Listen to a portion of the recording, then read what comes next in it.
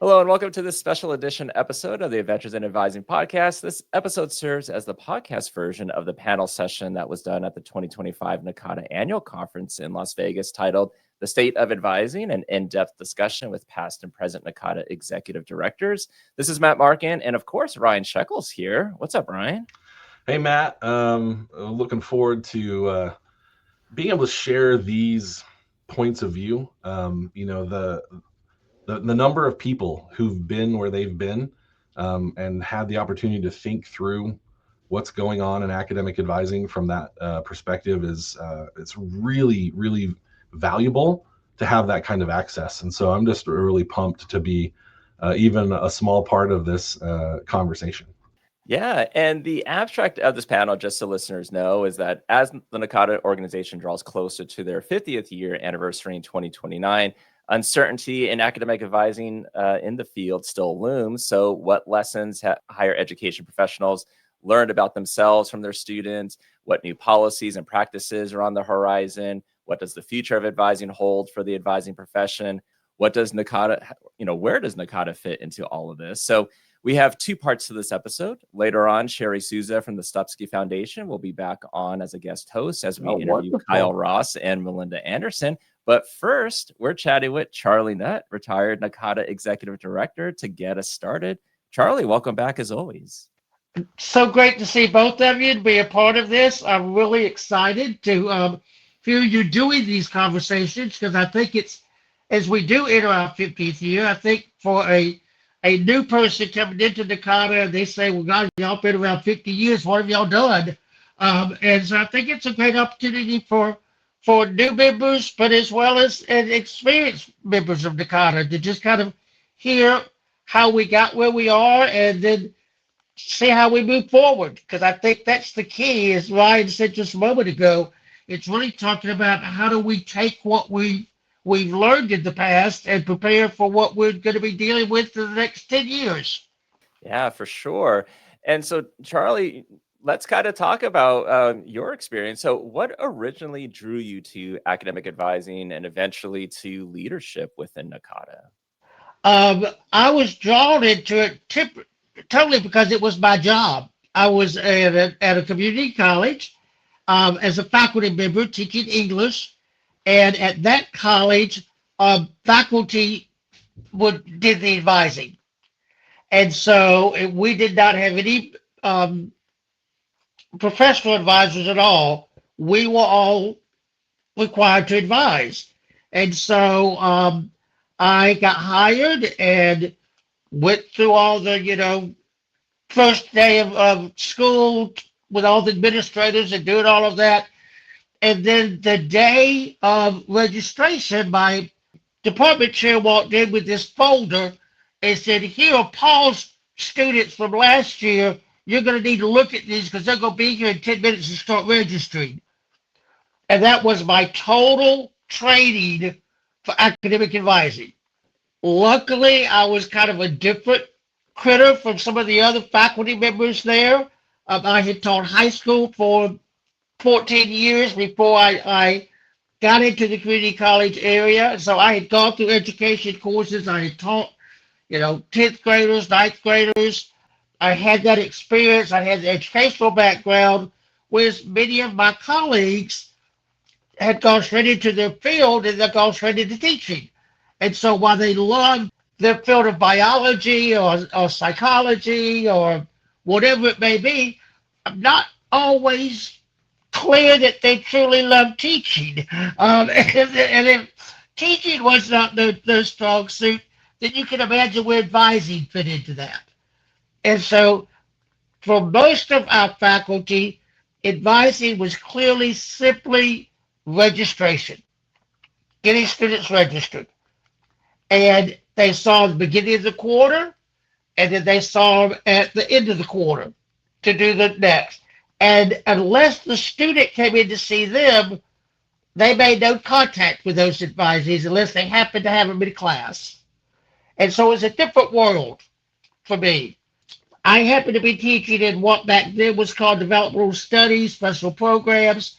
So my students really needed a lot more connection to college and connection to each other than the other students did. And so I had an opportunity to build upon that and to work with them.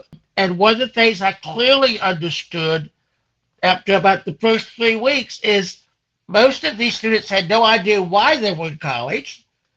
They had no idea where they thought they were going to go with college.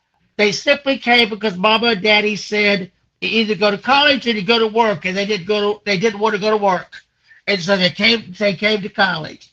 And so it was really clear that as I talked with those students, that they needed someone to talk about careers, to talk about the future, to talk about how what they did this quarter was going to connect to next quarter.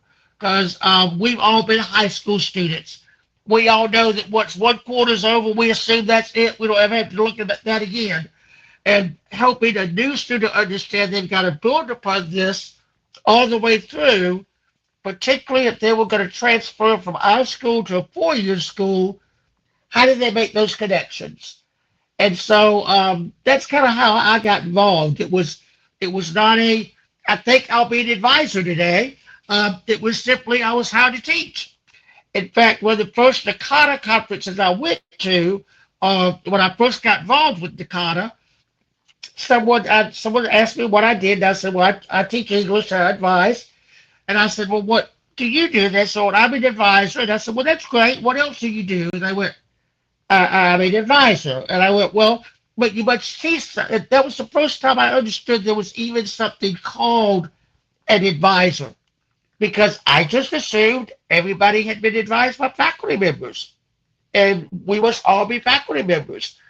So it was a great opportunity for me to learn from those advisors who this is what they did full time, and how I could learn from them and working with my students every day. So from a perspective of being a better advisor or learning what it was, NACADA was simply how I learned.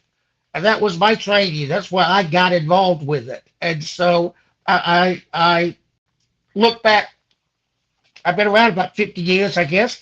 When I look back at the very beginning, NACADA truly was my professional development, my training, my connections, learning to meet people like you two, but as well as all the other folks I knew across the world, and learn from each other. It was just a great, great experience for me as a faculty member advising. So, you transitioned from K-12 education, and then you were in the 2-year institution setting, moved into administration at your institution.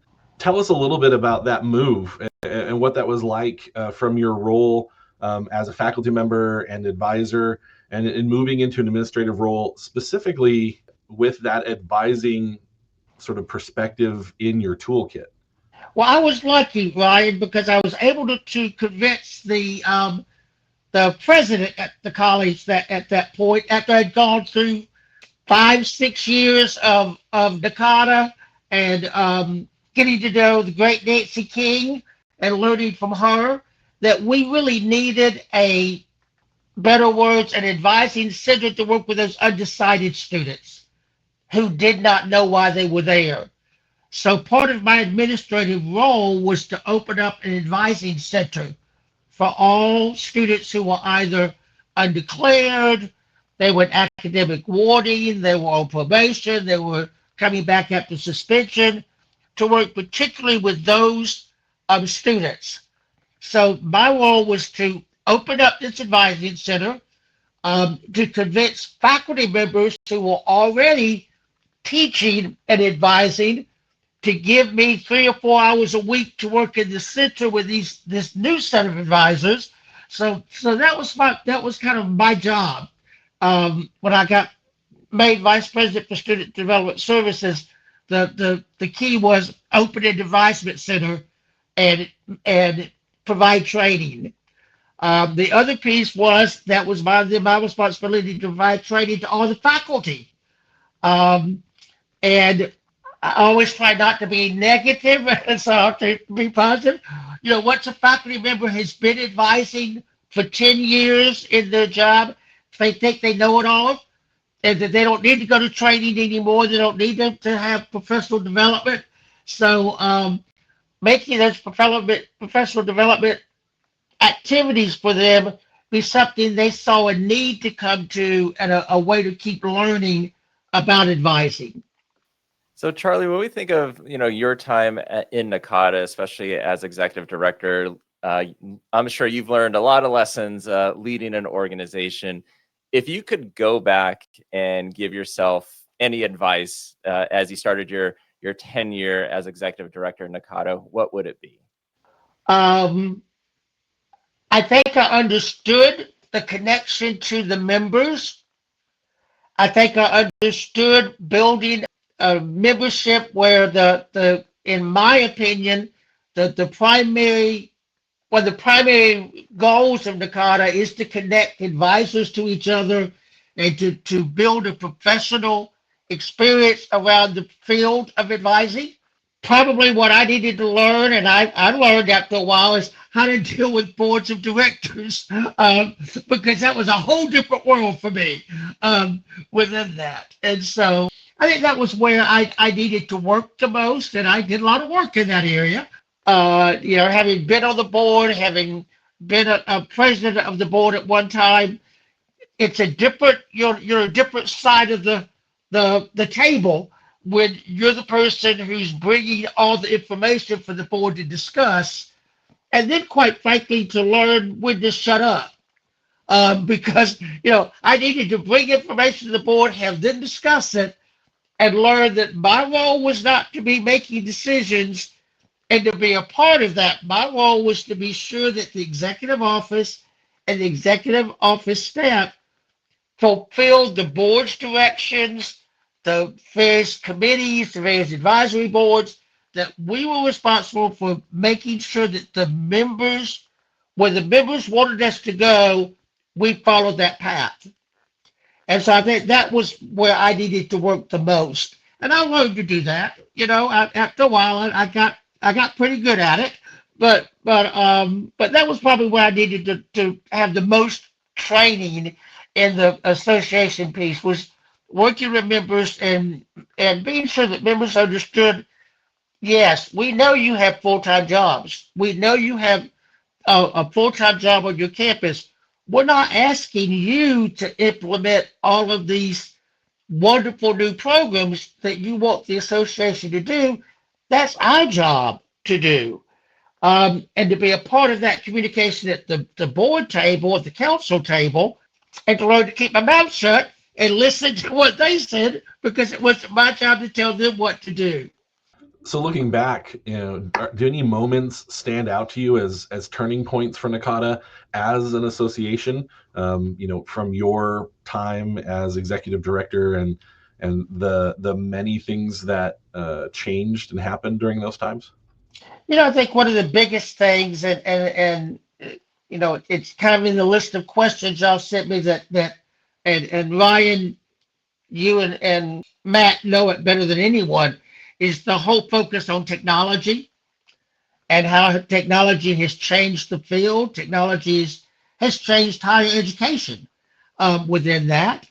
I think that's a really big piece that the association had to get a handle on, and then the executive office needed to get a handle on, particularly as we went through the pandemic years. I mean, one of my biggest concerns was we learned so much because of being thrown into the pandemic that we had to do differently and we had to do in new ways. Now, I was afraid once we got through the pandemic, we were just going to go back to how we always did things and not use what we had learned during that online piece we were doing to do activities and to make connections. And so technology was a really big piece. The other piece, for me, as one of my goals as the executive director, and I was very, very, very lucky to have come in at the same time as the wonderful Marcia Miller, was to expand our publications and our professional development material. Because when Marcia and I came to the executive office, we had one book that basically Nancy King had done as the editor. She and Wes Habley had made that happen. We had the newsletter, we had the journal. And so one of our goals was to begin to work on our monograph series, to expand the newsletter beyond just information about the association, but also information about what's happening on campuses and encouraging people to write. I was really touched and kind of excited yesterday. I think you both know Patrick Kate, and Patrick has gone on to be a president now, and he's doing wonderful things. But he happened to get an email yesterday, and you may have seen it on Facebook, from when he first wrote an article, and Marcia Miller had to force him to do it. And he said, Marcia, how about if we write something now about what do you do after you get out of advising? Let's do it. So it's really cool to hear Patrick go back to, in his mind, how wonderful that experience was, and to kind of put out there to Marcia, let's write something new. I want to write again. And so that was it was touching to hear Patrick say that, but that was something we really wanted to do. And luckily, Marcia and Lee Cunningham were just amazing in getting people to write, to helping them write that process, bringing in the whole webinar process, which was all new worlds to us, and how we did that. And Lee Cunningham did a phenomenal job with those aspects, providing, I think, much more connections and support for the regions. When I first came in, Diane Madison was there, and Diane was amazing with helping regions plan their conference. But as far as helping regions continue to grow and expand, we needed to work on those pieces. And so we worked on those aspects. I'm really excited now to say we no longer have 49 CIGs or whatever those used to be called. And now we don't open a new CIG every time somebody has a new idea. I think that's a great turn that Kyle has made within that. But providing that support, because everybody, once you get someone involved in NACADA, it's awesome. But what you do, that's also the point that they want you to do everything that they ever thought about doing. And you have to be able to learn when to say no, and you have to be able to learn when to say, well, that's a great idea. How about putting together the plan for how you would like us to do? And then that person can then decide how important it really is to them. It's one thing to say, I want it done. It's another thing to say, that's fantastic. Bring us a plan back. And so helping work with those, I think, was important. Helping leaders to be better leaders.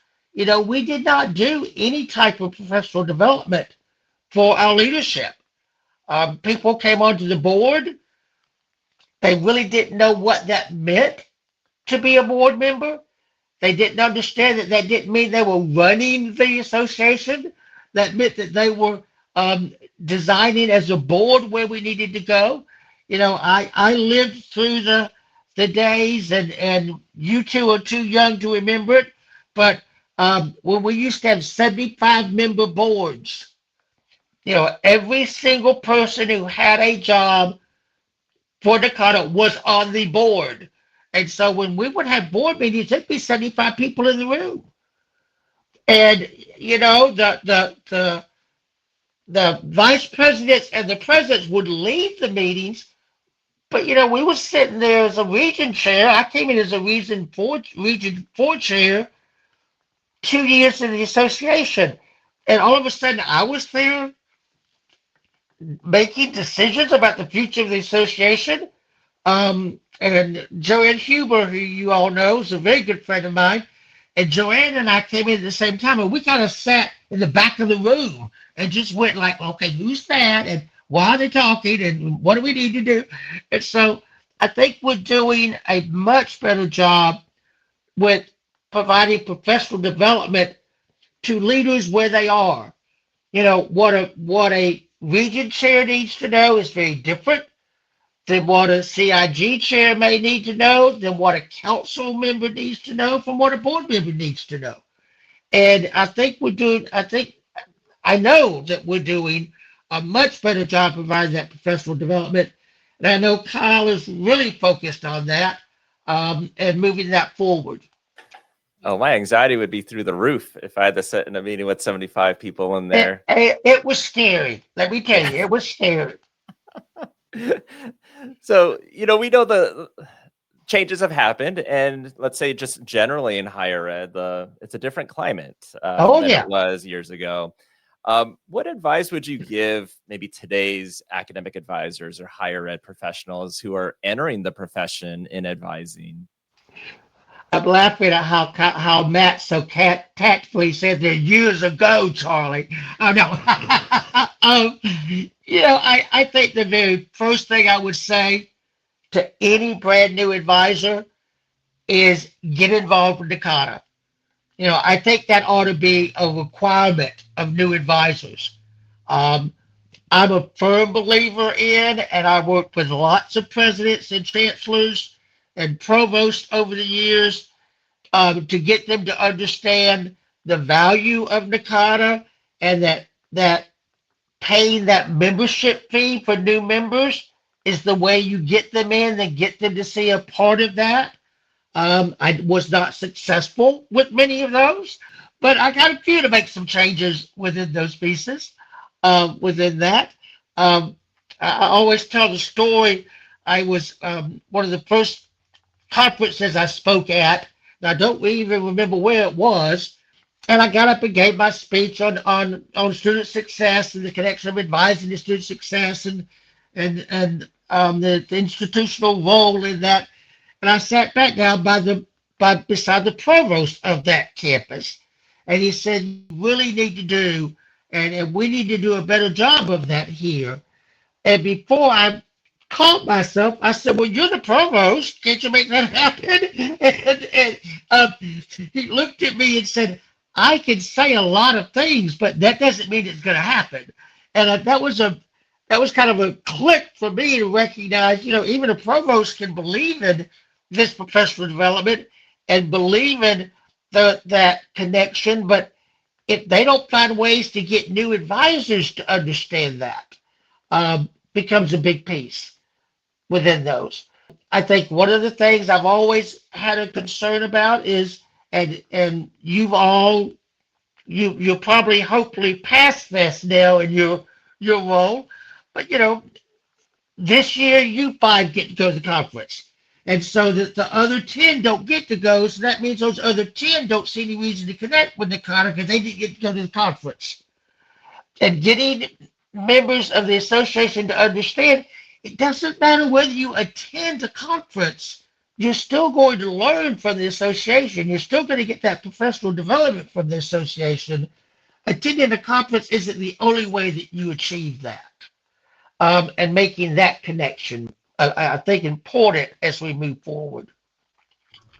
Yeah, part of me imagines a brand new faculty member stepping into their position, thinking about the tenure and promotion process, and somebody saying, "You don't really have to engage with your discipline, the scholarship of your field. It's really not about that. It's just making sure that it's the semester credit hours." But that's another conversation. That isn't ever going to happen, unfortunately. Right. I like I said, when I went to my first campus, I spent every day, first 3 days talking about the campus and our program and what I was teaching and how we connected and all of those pieces. And then my dean walked in and put folders on my desk at 7:30 and said, "Oh, all these people are going to show up in a few minutes. You'll need to advise them." Right. And I thought, what the hell is that? And they will just get them scheduled. And I thought, well, I think advising is more than scheduling. But they didn't realize that. And so even helping my colleagues on my own campus that I knew very closely, I happened to go back to teach at the college that I had gone to as an undergraduate. And so all the faculty knew me as Charlie, and I still knew them as Dr. Keefe and Dr. Strickland and Dr. You know. And so when I would say to them, well, we need to do some professional development, they would kind of look at me like, oh, yeah, this Charlie. So just working within that was important. And I think as an executive director, helping our leaders to understand how to go back to their campuses and provide that professional development because they got to go to the conference so that other people would see a need to go within that. And I think that's something we still need to work on. You know, a lot of us go to conferences, and when we get back, no one ever asked us what we learned. We're not really given a chance to give any type of report or something back to our colleagues about what we learned. And I think that's something we've got to continue to work on. And speaking of things to work on, as we wrap up, I'm wondering, how do you think the foundation you and your colleagues built has positioned NACADA for where it is today, approaching its 50th anniversary? And what role do you hope NACADA plays in higher education as we move toward 2030 and beyond? I think there's 3 areas that I'll focus on, and I'll do it quickly. Ryan was so tactful. He said, as we move through this, it's time to shut up, Charlie. Within that. But I think that the whole key is how do we continue to connect with technology, because that's not going away. And how do we train advisors and particularly faculty who they've got so many other things happening that they don't understand that connection. The role professional development plays and how we can continue to provide professional development to all NACADA members, whether they go to a conference or not. I think is key because we all know you pay your membership when you go to the conference. That's part of how we've done that very carefully to make that an easy thing for our members.